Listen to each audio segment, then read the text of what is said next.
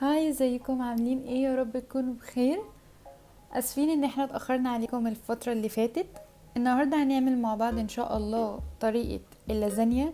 بجد من احلى الوصفات اللي ممكن تجربوها للازانيا، واحلى وصفة نجحت معايا وعجبتني طعما وشكلا. بس قبل ما نبتدي احب افكركم انكم تعملوا اشتراك في القناة، سبسكرايب ولايك للفيديو لو عجب. يلا نبتدي. عندي هنا في طاسة على النار هبدأ أضيف معلقة لمعلقتين من زيت الزيتون، عليهم بصلاية متقطعة،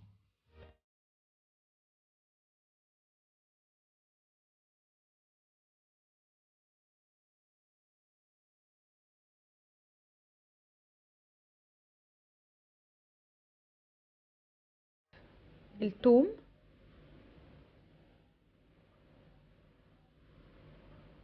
مجرد ما ريحة الثوم تطلع معايا هضيف لهم اللحمة.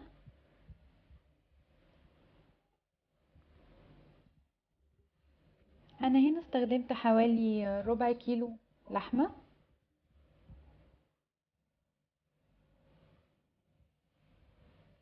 مجرد ما لونها اتغير هبدأ أحط التوابل بتاعتي، وهي عبارة عن ملح وفلفل وبهارات لحمة ورشة قرفة وزعتر أو أوريجانو. هقلبها تقليبتين وكده اللحمة خلصت معايا. هنبدأ نعمل الصلصة اللي هنضيفها على اللحمة. عندي هنا برضو معلقتين من زيت الزيتون، عليهم بصلاية متقطعة، هشوحهم مع بعض على النار شوية لحد ما البصلة تدبل. بعد كده هبدأ أضيف الثوم، حوالي فصين توم في اللحمة وفي الصلصة. بعد كده مجرد ما ريحة الثوم تطلع معايا وياخد لون شوية هضيف الصلصة وهضيف لها البهارات بتاعتها، ملح وفلفل وزعتر بس. انا هزود لها شوية مية، حوالي نص كوباية مية، وهسيبها تتسبك. وبعد ما تتسبك هكون مجهزة بقدونس عشان هحطه عليها بعد ما تتسبك. انا هنا الصلصة بتاعتي اتسبكت، هضيف لها البقدونس وهقلبها، وبعد كده هضيفها مع اللحمة وهسيب شوية من الصوص على جنب. لتحضير البشاميل عندي هنا معلقتين من الزبدة. مجرد ما تسخن معايا هنزل بمعلقتين الدقيق، وبسرعة جدا هبدأ اقلبهم عشان ما يكلكعش معايا.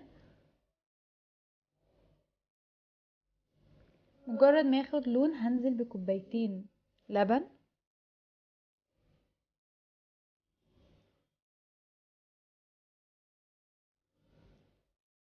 هضيف البهارات بتاعتي للبشاميل، عبارة عن ملح وفلفل ورشة من جوز الطيب. واسفة ان هي مش ظاهرة معايا في الفيديو، انا ضفت مكعب مرقة وضفت مكعبين جبنة كيري او اي نوع جبنة كريم انتوا حابين تحطوه. انا مش هتقل قوام البشاميل قوي، بالنسبة لي القوام ده كده كافي جدا. مجرد ما البشاميل يتقل معايا كده خلاص. هبدأ هنا ارص الصينية، هضيف شوية من البشاميل. الصينية هنا عندي كانت مدهونة زيت الأول، بعد كده ضفت البشاميل وهبدأ أرص المكرونة.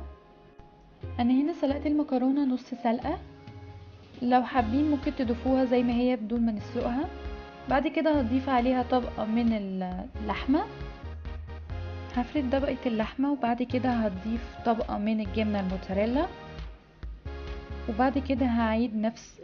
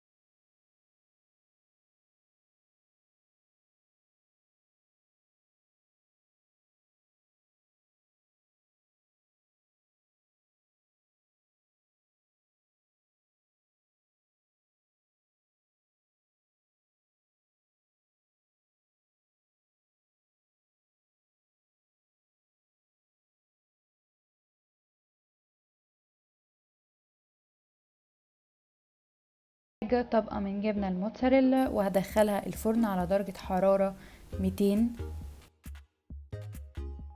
ده الشكل النهائي ليها. انا بحب الصوص فيها زيادة، عشان كده بحب اخليه صوص لوحده. يا رب تكون الوصفة عجبتكم، وهنستنى رأيكم. ما تنسوش السبسكرايب واللايك للفيديو.